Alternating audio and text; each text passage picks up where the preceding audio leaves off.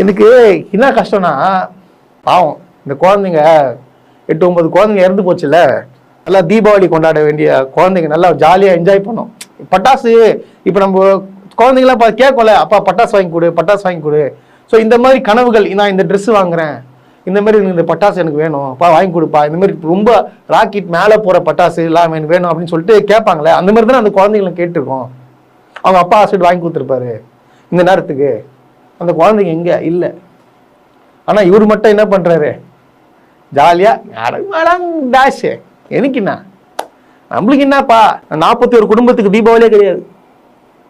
நினைச்சு அழுவாங்க. வீட்டில் சின்ன சின்ன குழந்தைங்களாம் இருந்துச்சு பார்த்தீங்களா, இறந்துச்சு பார்த்தீங்களா. அவங்க மீட்டிங்க்கு வந்து அவங்க அப்பா அம்மாலாம் வந்து போன வருஷம் தீபாவளியில் எப்படி நம்ம குழந்தை இருந்துச்சு, இப்போ நம்ம குழந்தை இல்லை அப்படின்னு சொல்லிட்டு தீபாவளி அன்னைக்கு எப்படி அழுவாங்கன்னு உங்களுக்கு தெரியுமா உங்களுக்கு?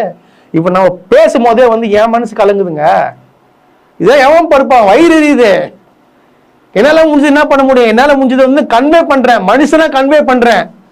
இந்த மாதிரி மூடர்கள் கிட்ட டேய் திருந்துங்கடா திருந்துங்கடான்னு கன்வே பண்ணுறேன். அதுதான் என்னால் பண்ண முடியும். ஆனால் நீ வந்து இப்படி மாறி ஆகணும்னு சொல்லிட்டு நான் ஒரு மந்திரவாதி இருந்தாலும் மாற்றிடுவேங்க நான். எனக்கு அந்த அளவுக்கு இருக்குது எனக்கு இப்போ.